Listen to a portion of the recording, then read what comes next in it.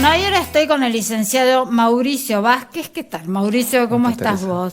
Bueno, vos tenés 2 consultoras, sos director y fundador de Mentor Público y de Arvance, ¿está bien dicho? Ambas.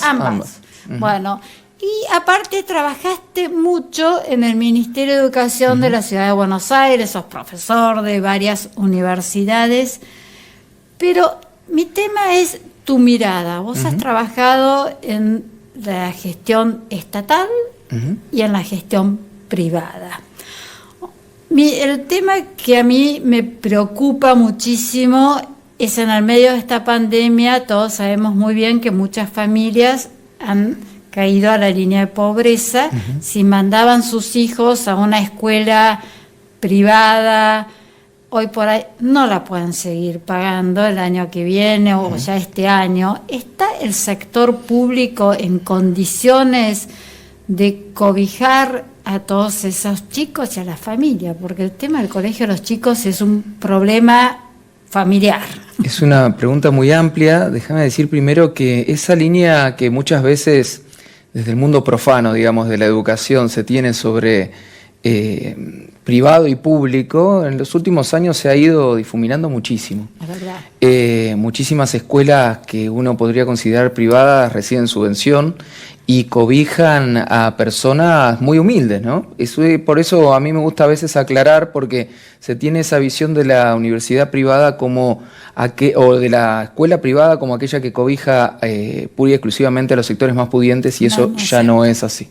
Lo que sí es cierto también, como bien decías vos, que esta enorme crisis económica seguramente va a hacer optar a muchos padres por, incluso en esas escuelas subvencionadas, pasarse al sector público. Y tu pregunta puntual de si lo cobija o no también es muy amplia, porque ¿qué es cobijarlo? Si el espacio edilicio les permite su ingreso, esa sería una pregunta.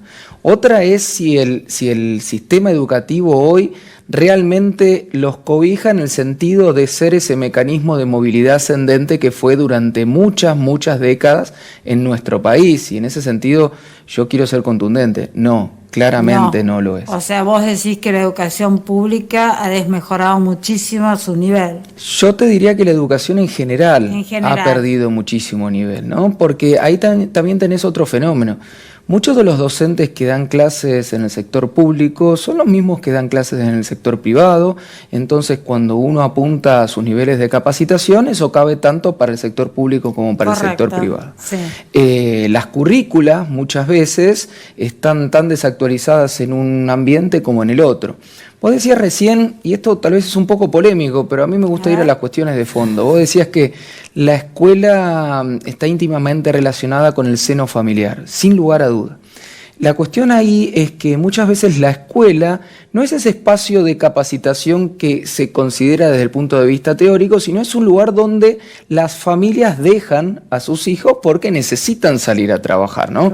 Por eso el impacto que tiene un paro, cuando se suceden los paros, no es solamente en el hecho de perder días de clase, como a veces dicen los políticos. Te descompagina toda tu estructura familiar, o sea, no tenés con quién dejar los chicos, porque hoy mamá y papá trabajan y las abuelas también trabajamos. Yo soy abuela y yo trabajo, o sea que realmente se complica mucho. Perdón, te interrumpí. Y vos fíjate que desde ese punto de vista a veces lo que sucede es que la función esencial de la escuela, que es la de educar, o si se quiere capacitar, es una disquisición que si querés después podemos entrar, se pierden, porque muchas veces lo que las familias simplemente le piden a la escuela es que retenga X cantidad de horas a sus hijos.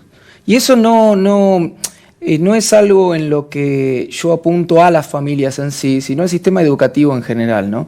Porque pedirle a un padre o una madre que muchas veces pasa muchísimas horas por día trabajando con miles de problemas en un país como este, que también sean los rectores de la educación, es difícil y es un poco injusto, ¿no? No, es muy difícil, pero bueno, esta pandemia ha hecho que al estar todos en casa se dificultó mucho todo, y aparte esta pandemia lo que ha marcado ha profundizado las diferencias. Sin no lugar sé a si duda. vos estás de acuerdo, pero digamos, hoy si no tenés conectividad y si no tenés hasta un lugar físico donde poder estar tranquilo, porque en un lugar chico donde está mamá y papá trabajando y son muchos hermanos, o sea, es muy difícil, Mauricio. Bueno, por supuesto.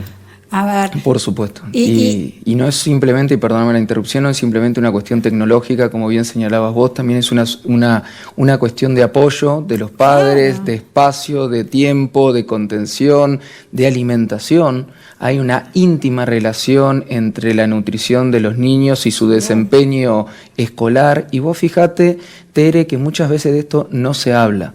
No, pero eso es básico. Un chiquito que no está bien, que está con hambre o que tiene los piecitos fríos, que se está muriendo, no puede asimilar lo que le están Por supuesto que enseñando. no. O sea, claramente. Y esa es en gran medida la tragedia que tenemos por delante. Porque muchas veces cuando se habla de la economía del país se tiene en cuenta, obviamente, aquellos fenómenos que son más llamativos, la inflación, la desocupación, la falta de creación de empleo, llevamos 11 años sin crear empleo, etcétera. Pero no se tiene en cuenta que aun cuando esas variables macro mejoren en el futuro, la capacitación de nuestra gente, la adquisición de competencias es la clave para el desarrollo. Pero Mauricio, lo acabamos de ver con lo que pasó con el caso de Toyota.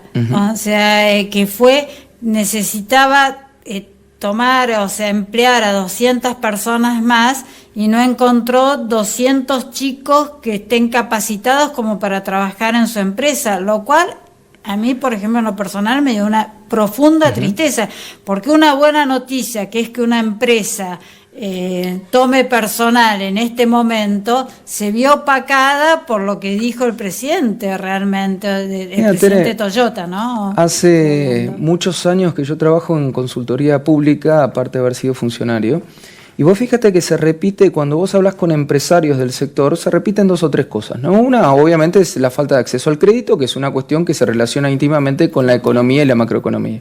Pero también algo que se repite en los sectores industriales de toda la provincia de Buenos Aires, que es al menos la que yo conozco, pero puedo inferir que se repite en el resto del país, es la falta de personal técnico, la falta de personal capacitado.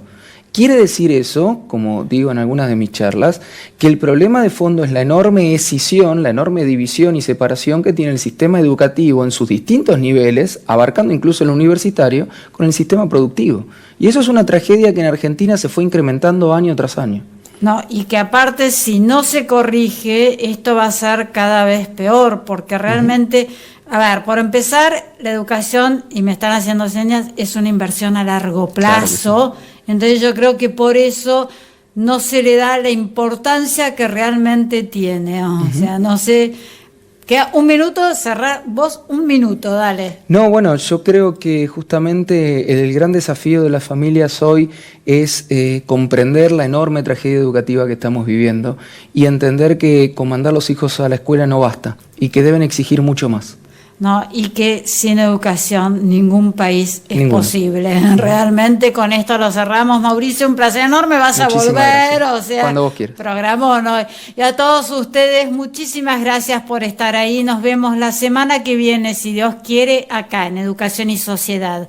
Buena semana para todos.